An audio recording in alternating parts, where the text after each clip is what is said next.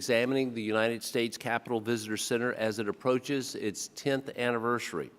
The hearing record will remain open for 5 legislative days, so members may submit any materials they wish to be included. A quorum is present, so we may proceed. First, I would like to thank our witnesses for taking time out of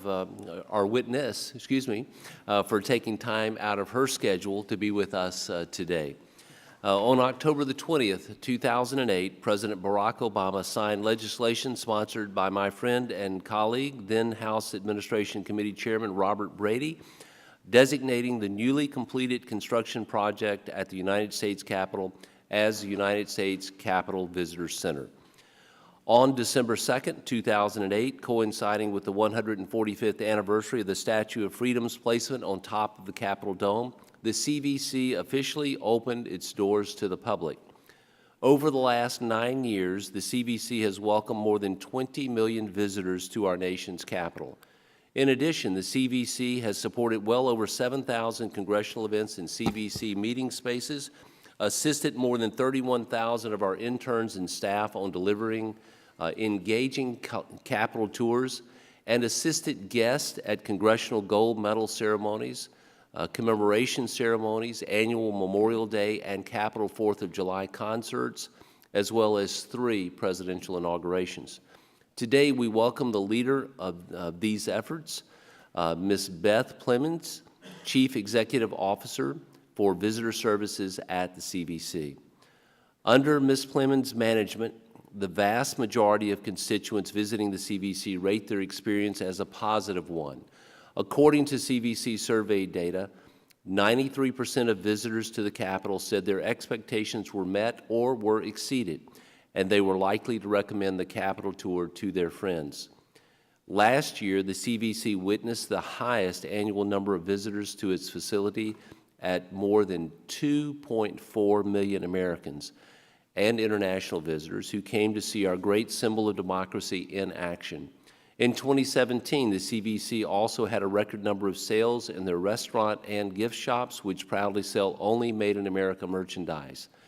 Today, we have the opportunity to hear from our witness about the lessons the CVC management has learned during the facility's first decade of operations, the greatest operational challenges it faces, and what the plan is to continue to meet the needs of Congress and the American people in the years to come.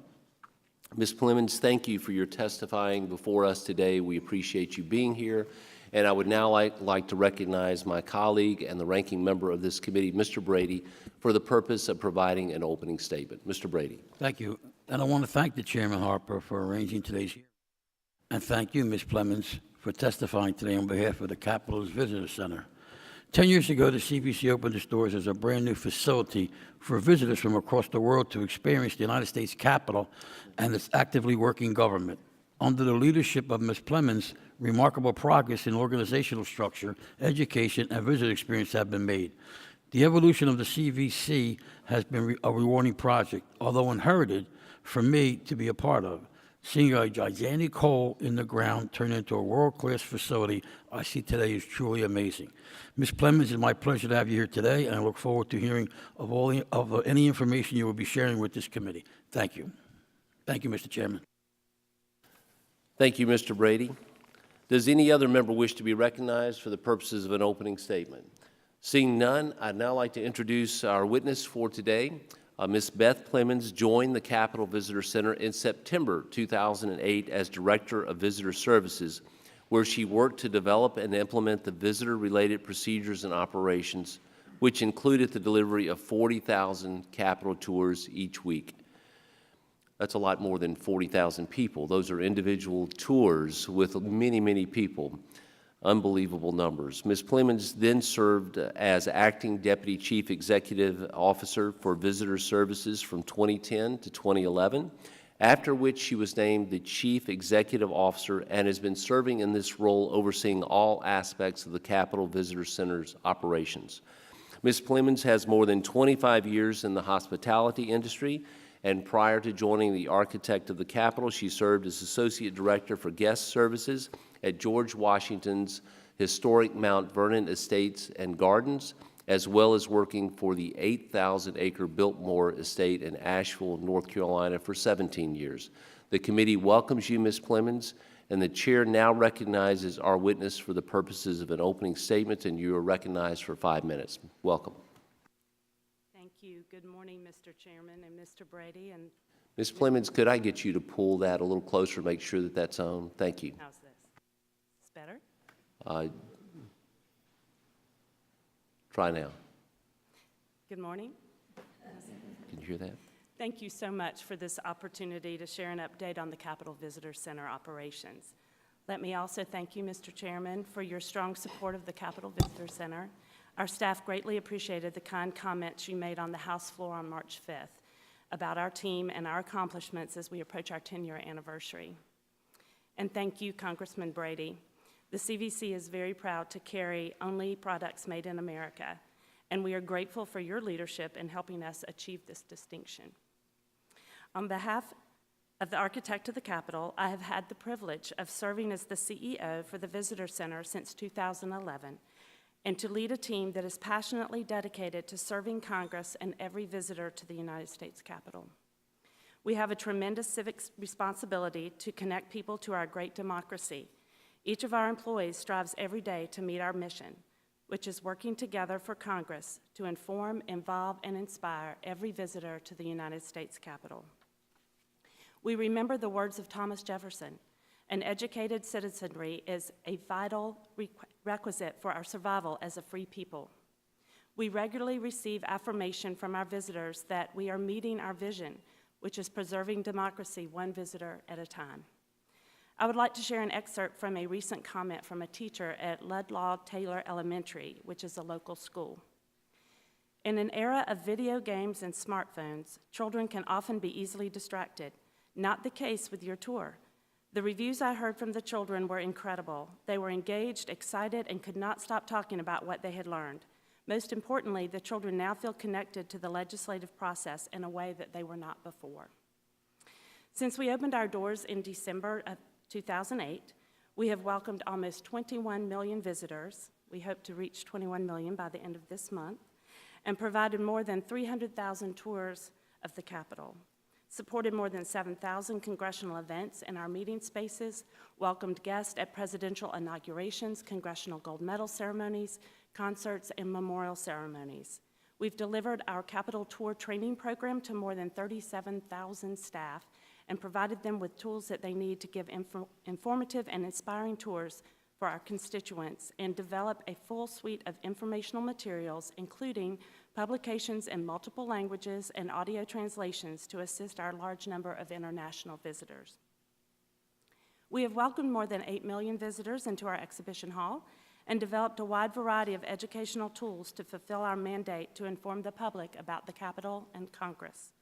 Our gift shops have improved the quality and variety of our offerings and heightened our level of customer service.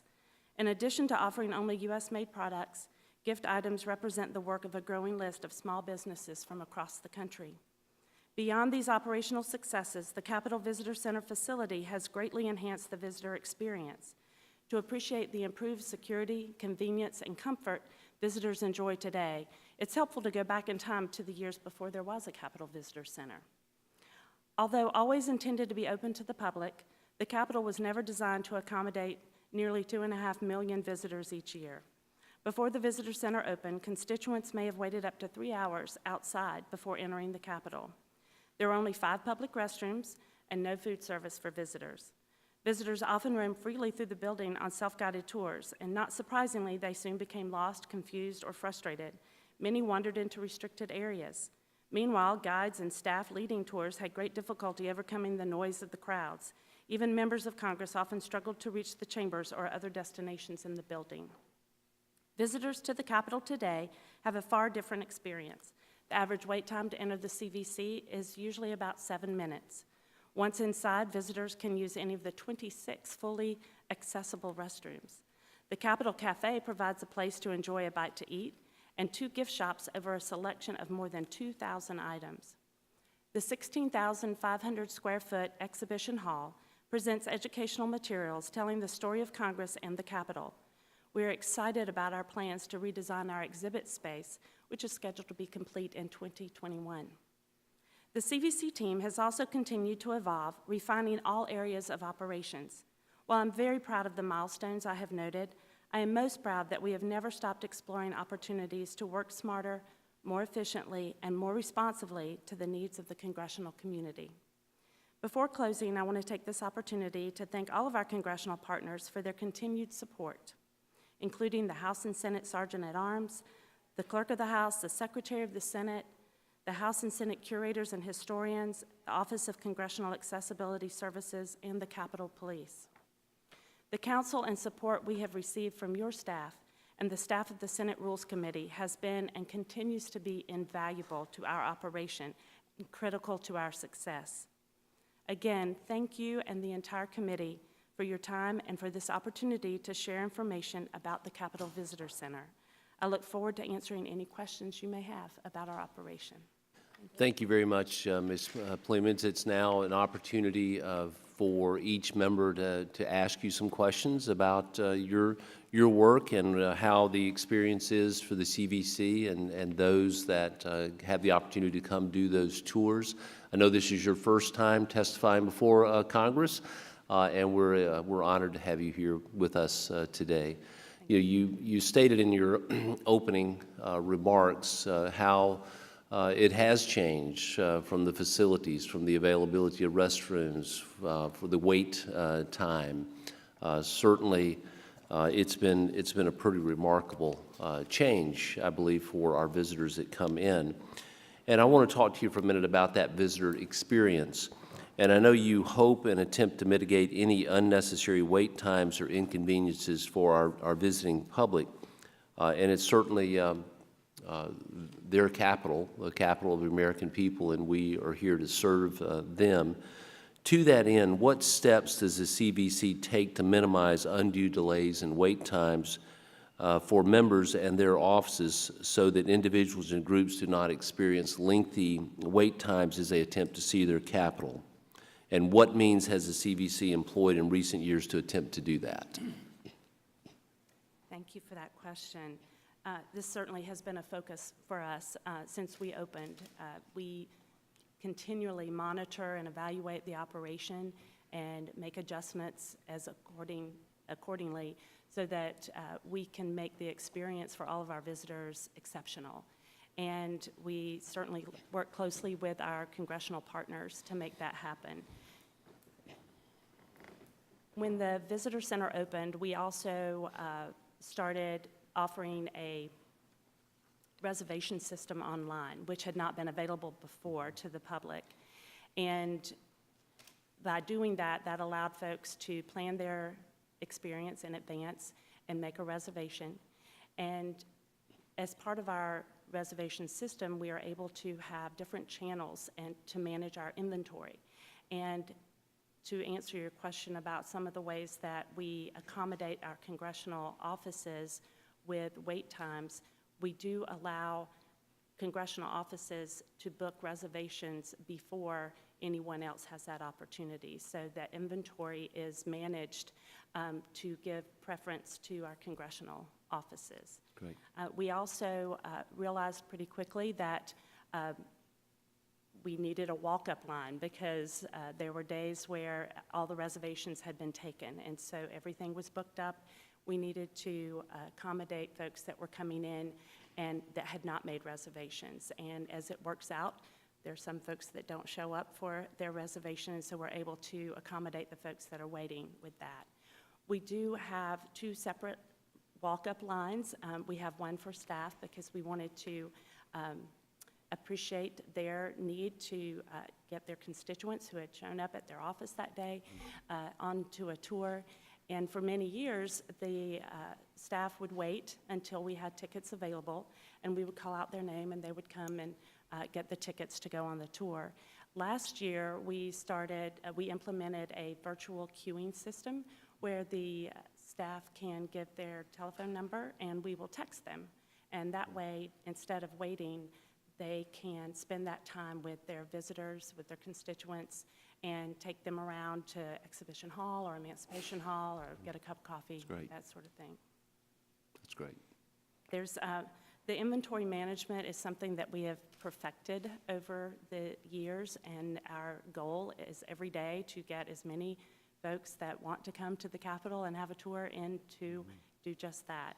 And we manage our inventory carefully to make sure nothing goes to waste. And so for 6 months out of the year, when we're particularly busy, we are going above and beyond to make sure that we accommodate as many people as possible with an experience. And even if we don't have time to give a tour anymore, we do have some offerings in the afternoon where they can at least experience some of the Capitol.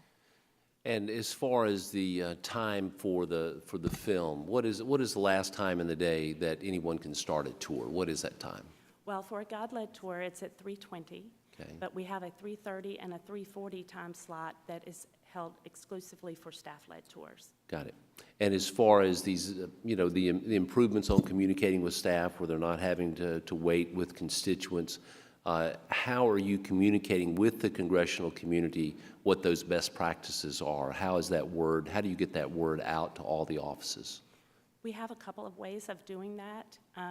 One of our programs that we offer is CTT, which is Capitol Tour Training, and that's offered all year, every week.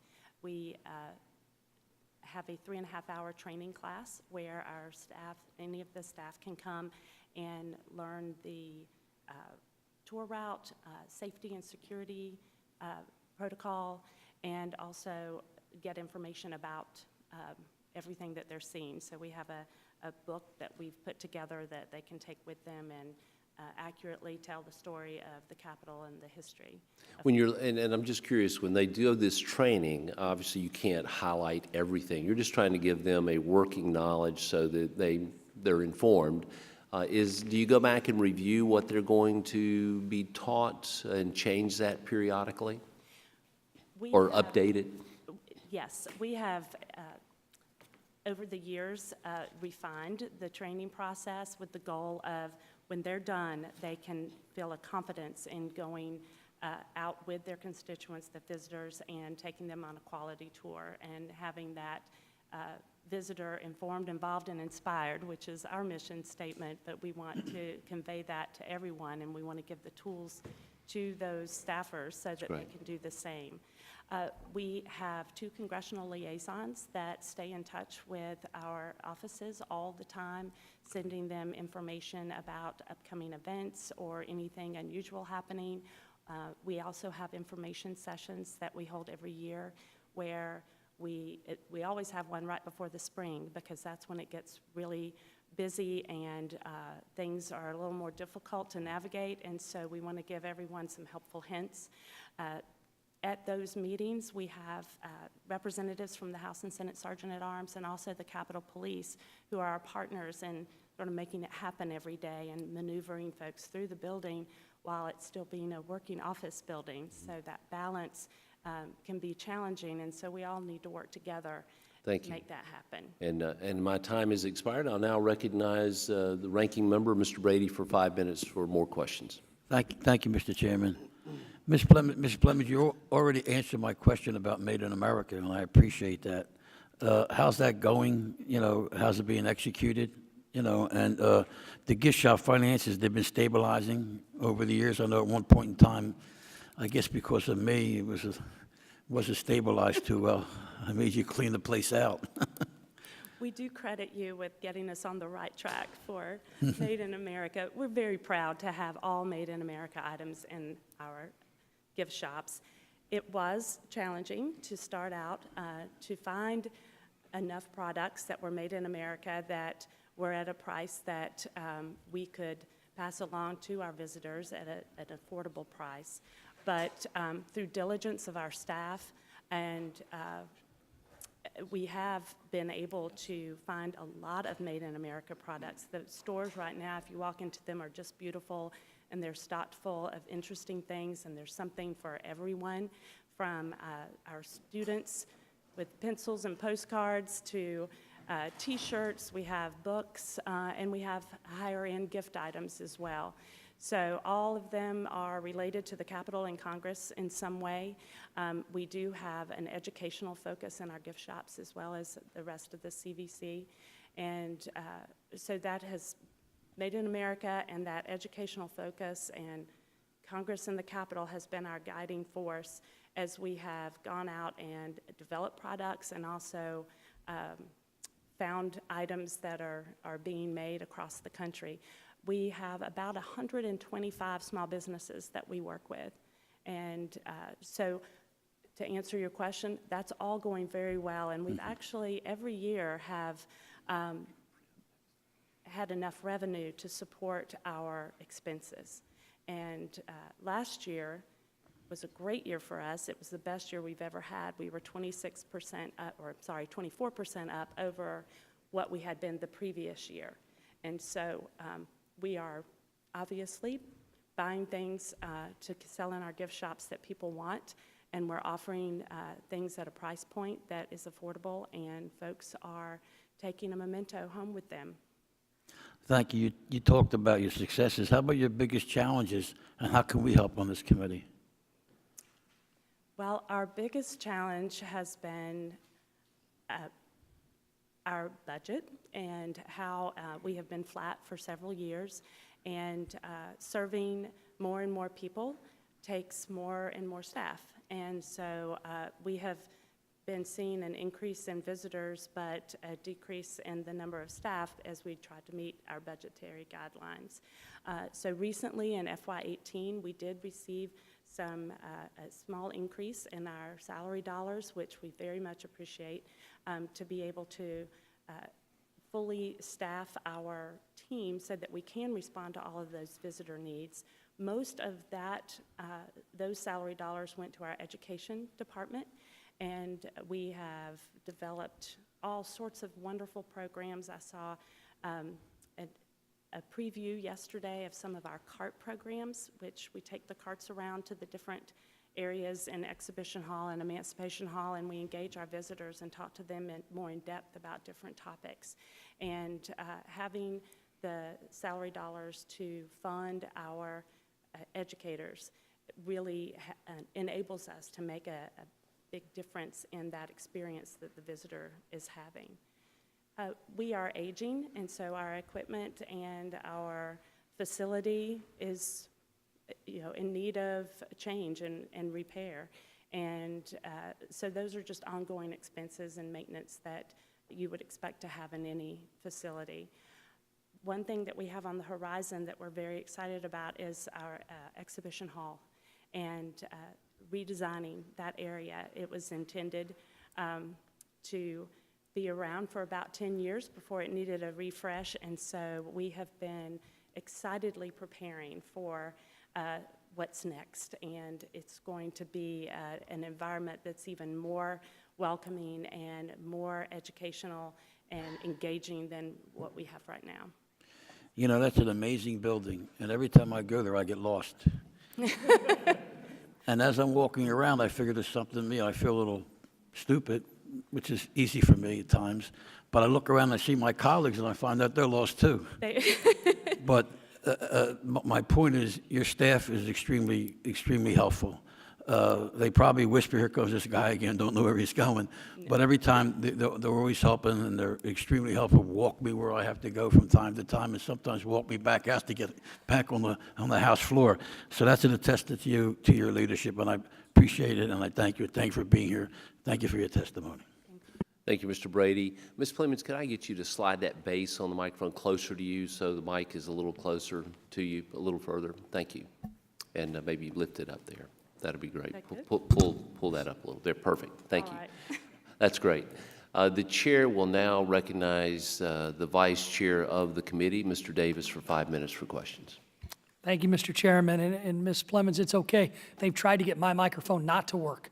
They actually tell me to scoot back. So thank you, Mr. Chairman and Mr. Brady. You can tell he's on his way out. He's brutally honest that he still gets lost at the CVC. We're going to miss you, buddy. You're a good man, and thank you.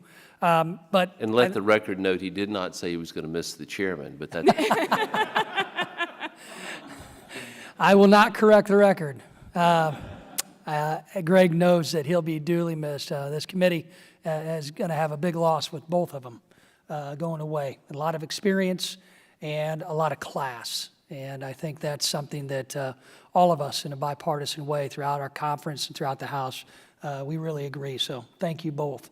Now, can I get a couple extra minutes to question the witness? Hey, I was a staffer when they started building the CVC, so I can remember all the discussion and all the Hill newspapers and also discussions about how long it may have taken, how much it was going to cost. But in the end, look at what is there. And I remember specifically that there was a lot of concern from members of Congress at the time about how do we utilize this space, not just to establish a focal point for tours and tourists coming in, but how do we utilize it for members of Congress and our teams to have meetings? And I know one of the additions of that scope was to increase those opportunities. Along these same lines, can you tell me the auditorium and the atrium? I already know they're wonderful places for films and events for Congress to utilize, and I really appreciate being able to utilize some of your meeting spaces for constituent meetings, and also it's great to be able to get down there to do some things with our, be it closed, top secret meetings, briefings that we as members of Congress get. I always enjoy having an electrical outlet there to charge my phone while I can't take it into those classified briefings. It always amazes me. It doesn't matter if I took it in or not. I know what's happening in the briefings when I get out because somebody else is tweeting it out. But because we appreciate your spaces so much, can you tell me how often the auditorium, the atrium, and other spaces are used for films and other events? And can you tell me how often they're utilized by the House and the Senate? I can. Thank you for bringing those up. We're very proud of those spaces. They're updated and full of amenities to make sure that whatever meetings are held there go off without a hitch. We have about 800 events a year in those spaces, and this would be the Congressional Auditorium and the 2 congressional meeting rooms. And the atrium is sort of right there in front of the auditorium. Right. We use the auditorium about 50% of the time. So please, book more experiences in the auditorium. We have that available 6 days a week, and we also offer catering for that particular area. So if you had an event in the atrium, you could have catering along with your meeting in the Congressional Auditorium. So your utilization rate of the auditorium is about 50%? In the auditorium, yes. And the atrium, what would you estimate? It's about 50%. 50%, and the same with the Emancipation Hall? Mm-hmm. Okay. Now, Emancipation Hall is a little bit different. We utilize that for our bigger events, such as gold medal ceremonies and that sort of thing. And we use that about 2 to 3 times a year on average for those big events. But you have to kind of keep all the tourists out while you're doing those events, Yes. which, okay. So we have massaged that over the years to try to give as much access as possible. And there are, depending on the time of day that the event is occurring, we can sometimes bring people in that morning while we're setting up and still give them a tour and the full experience. Sometimes we do have to cancel tours when we're having an event in Exhibition Hall. How many times a year how many special events did you say with Emancipation Hall a year? Emancipation Hall, we have 2 to 3 a year. 2 or 3 a year? In 2015, we had 8 because we had the restoration going on in the rotunda. So only about 2 or 3 times a year you have the disruptions with the tours, and there are other ways for us as members of Congress to be able to take people on tours, just not going through the CVC and Emancipation Hall, right? And we do facilitate that through the tunnels where we ticket folks there and help them find their way to the Capitol to go into the rotunda and Statuary Hall and that sort of thing. Did you help Mr. Brady find his way? Absolutely. We Thank- showed him to the gift shop. Hey, thank you very, very much, Ms. Plemmons, and thank you again, Bob and Greg. You've been great to serve under. I yield back. Thank you so much, Mr. Davis. Gentleman yields back. Chair will now recognize the gentleman from Maryland, Mr. Raskin, for 5 minutes. Mr. Chairman, thank you so much. And I'm not going to join the chorus singing your praises of that of Mr. Brady because we still have another, 7 months to go. So I don't want any kind of premature encomiums for you guys. Thank you so much for your testimony. But 50% usage rate, is that right, for the atrium and for the auditorium? And what percentage is it on the weeks and during the weekends, would you say? It's almost all, Tuesday through Thursday is our big, So- folks are in session. If you add up the whole week, it's actually less than 50% if you count. We were counting Monday through Friday when Gotcha. as availability, and then of that, we use it about 50% of the time. I'm interested in the weekend just because I'm a local member. My district, touches DC, and I'm just curious, what are the rules about use of the space during the weekend? Is it possible for groups to obtain It's this? available on Saturday. We are open on Saturdays at the CVC. We are closed on Sundays, and so we typically do not host events on Sundays unless it's a congressional directive, and we're happy to do that. We have a ceremony coming up in June with King Kamehameha that's on a Sunday. So But for Saturdays, ordinarily, it's available by the way of the usual reservation process through members and so on. Great. Do you have a visitor feedback process that you're using to analyze the use of the space and the facilities? we do have visitor feedback systems in a number of different areas. Our visitor surveys are primarily done for folks that are on tour or visiting Exhibition Hall or something like that. We do ask our participants that utilize the space in the Congressional Auditorium and the Congressional meeting rooms for their feedback, and ask them to rate our service and how we're doing and what we can do to be better service providers. Can you describe the current ticketing system and how that's working? I can. We do have a reservation system, as I mentioned earlier, and so ideally, a person would go online and book their reservation in advance, and then they come a little ahead of time on the day of their reservation and come through the screening process, and then go to the information desk and pick up their ticket, and then they get in line for the theater, and then a guide or a staffer will take them on a tour of the Capitol. The ticketing process itself, once that reservation is made, once we've booked up those reservations for a day, then we tell folks, just come on in and we're going to accommodate you if we possibly can. And so that's where our inventory management comes in, where we are constantly watching to see how things are flowing. And if we have someone that does not show up for their reservation, then we give those tickets to the people who are standing there. And we do that in order of how long they've been waiting. Do you know what the typical wait time is for someone who just shows up like that? It really depends on the day. The 2 weeks around Easter are traditionally our incredibly busy time. Yeah, we've noticed that. Yes. So, yeah. And the waits, we did have one day where waits were up to 2 hours this past Easter, but that is not the norm. Normally, it would be no more than 20 minutes or so. During our busy season, 6 months out of the year, there's no wait at all. Great. All right, well, thank you so much for your hard work, and my constituents certainly love it. So you got some happy customers in the 8th Congressional District of Maryland. Yield back. Gentleman yields back. Chair will now recognize the gentleman from North Carolina, Mr. Walker, for 5 minutes. Thank you, Mr. Chairman.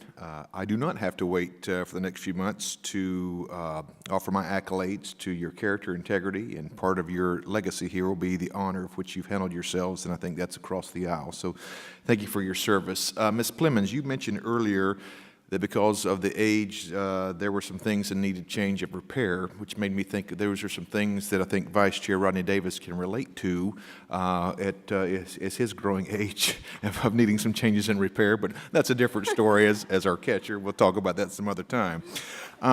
Ms. Plemmons, I believe Exhibition Hall is a tremendous asset to the Capitol Visitor Center. It's arguably the only museum space in our nation dedicated to American political history, of which Congress is the epicenter, of course. Can you explain for us the key features that contribute to the functioning of Exhibition Hall? For example, how often does the temporary exhibit change? What type of programming have you historically done in the Exhibition Hall? And have you changed or expanded the programming in recent years? Could you take just a minute and address those? Sure. Thank you for asking about Exhibition Hall. It's a great space, and it's very interesting and engaging. It's a little dark, and we need to correct that with our redesign to be more welcoming. But it does offer a number of artifacts, interactives, there are films, touchable models. We are telling the story of Congress. It is, as you mentioned, the only exhibition in the world that tells the story of the United States Congress and the Capitol. And we also have two theaters, where one is on the House side and one is on the Senate side, and the areas are made to look similar to the chambers, and we show a film that explains how Congress works, how the House works, and how the Senate works. We also have a rotating exhibit, and that does occur every 6 months. So a tremendous investment in that. We have a working group, a content working group that includes the House and Senate curators and historians, folks from the archives and the Library of Congress. They all work together to come up with a quality exhibit that we refresh every 6 months. Sure. I think you referenced kind of the redesign of Exhibition Hall in your comments. What was the purpose of the necessity of those needs, or in your opinion, why did you think that was necessary? And can you also address where you are in the process? Sure. We had always known that the intent was to refresh the hall after 10 years. Okay. And so as we started to approach our 10-year anniversary, we started to plan.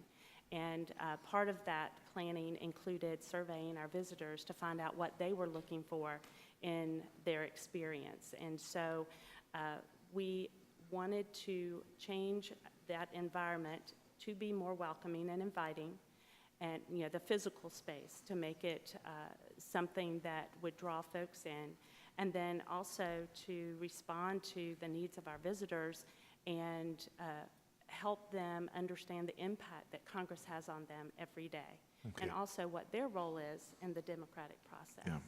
So those are that's our focus. Thank you. Thanks for articulating that. A little bit of a longer question, preface it, but I want to get your response on this. Capitol Visitor Center currently features our national motto, "In God We Trust," engraved at its entrance. The Pledge of Allegiance, including the words "One Nation Under God," it's engraved at the entrance of the Congressional Auditorium. "In God We Trust" is seen in your mini House chamber replica, as it is on our House floor. As part of the redesign, since we're talking on that, do you anticipate any of these important stories or features of our congressional history and political life even being altered, changed, or even removed?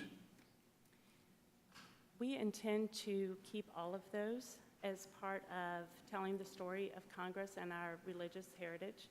And I will say that, put a caveat in there that some of the items are on loan, such as the 2 Bibles that we have. They're very important and part of telling the story of that particular time. However, we do abide by the guidelines of our lenders, and so if there are objects that might need to have a rest, not be on display for a while to preserve them, and the Bibles are paper, and so there could be a scenario where the lenders say, we want to take these off of display. But our intent is to include those and everything else that you mentioned, and to continue to weave those stories in as appropriate as we tell the story of the history of Congress in the Capitol. Thank you, Ms. Plemmons. Yield back.